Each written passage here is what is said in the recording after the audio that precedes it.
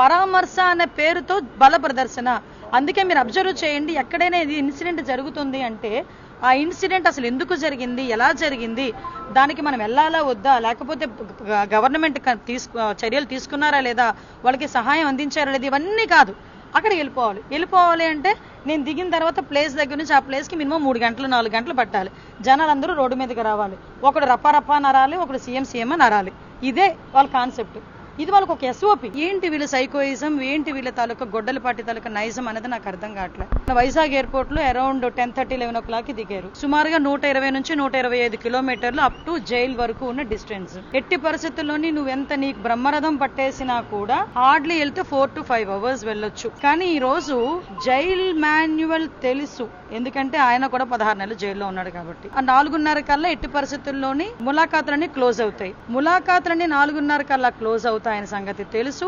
అయినప్పటికీ కూడా ర్యాలీలు చేసుకుని సిద్దిరప్పల్ రాజు అనే వ్యక్తిని పరామర్శించడానికి వెళ్తున్నానని చెప్పి పెద్ద డ్రామా ఆడి ఒక ప్రతిష్టాత్మకమైన విజయనగరం భోగాపురం గ్రీన్ఫీల్డ్ ఎయిర్పోర్ట్ ఒక 36 గంటల్లో ప్రారంభోత్సవం కాబోతుండగా ఒక పెద్ద డ్రామాకి తెరలేపుదామని చెప్పేసి వెళ్ళిన ప్రక్రియ. అసలు నీకు చిత్తశుద్ధి ఉందా? బాధితుడిని ఎవరైనా పరామర్శిస్తారు, అంతేగాని నేరం చేసిన వాడిని పరామర్శించడానికి నేర ప్రవృత్తి కలిగిన చాలా మందిని వెనకేసుకు వెళ్ళటం. ఈ రోజు చూస్తారండి, నిజంగా పరామర్శకు వచ్చాడా లేకపోతే బల నిరూపణకు వచ్చాడా? విశాఖపట్నం ఎయిర్పోర్ట్ దగ్గర నుంచి మొదలు పెట్టుకొని ఎక్కడ కూడా ఏ పోలీసు కూడా అడ్డుకోలేదు, ఏ పోలీసు కూడా ఎవరిని కూడా ఇబ్బంది పెట్టలేదు. ఆఖరికి పోలీసుల్ని కూడా ఈ రోజు ఒక మహిళా పోలీసు ప్రవళిక, ఆ అమ్మాయి తన డ్యూటీ తను చేసుకుంటూ ఉంటే అక్కడ ఆమ్దాల వలసకు సంబంధించిన ఒక ఇన్ఛార్జ్ వైఎస్ఆర్సీపీ నాయకులు ఒక ఆడపిల్ల అని కూడా చూడకుండా ఆ అమ్మాయి మీద ప్రవర్తించిన దురుసు ప్రవర్తన ఏదైతే ఉందో అది నిజంగా అందరూ ఖండించాలి. ఎవరైతే మానవత్వం ఉంది, స్త్రీని గౌరవించే ప్రతి ఒక్కడు కూడా ఖండించాలి ఈ రోజు.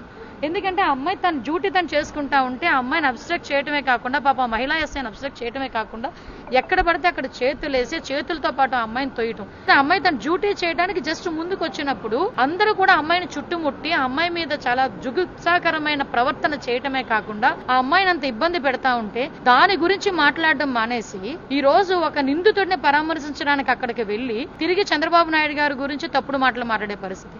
నిజంగా సిద్దిరప్పల్ రాజు కుటుంబాన్ని, సిద్దిరప్పల్ రాజుని ఆ ములాఖాతులో నిజంగా కలవాలి అనుకుంటే కనుక ఇన్ టైంలో వెళ్ళాలి కదండి, ఇన్ టైంలో వెళ్ళాలి కదా. 4:30 అతనికి యాక్చువల్ గా ఇచ్చిన టైం 2 to 3 అయినా కూడా 4:30 వరకు జైలు ఇన్స్ట్రక్షన్స్ ప్రకారం 4:30 వరకు అలౌ చేస్తారు. అయినా కూడా ఆ టైంలో కూడా వెళ్ళాలి. 5:30కి బ్యారక్స్ అన్ని క్లోజ్ అవుతాయని తెలియదా ఆయనకి? ఏ జైల్లోనైనా నామ్స్ ప్రకారం 5:30కి బ్యారక్స్ అన్ని క్లోజ్ అవుతాయి కదా, ఆ మాత్రం తెలీదా?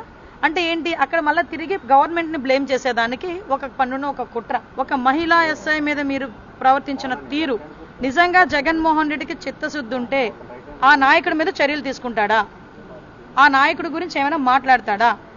ఈరోజు మేం మాత్రం ఊరుకోం. ఎందుకంటే ఆడబిడ్డ మీద మామూలుగా ఉన్న ఏ ఆడబిడ్డ మీదైనా అఘాయిత్యం చేస్తేనే ఎట్టి పరిస్థితుల్లోనే ఊరుకోమని మా సీఎం గారు చాలా క్లియర్ డైరెక్షన్స్ ఇచ్చారు. సో ఎట్టి పరిస్థితుల్లోనే చర్యలు తీసుకుంటాం.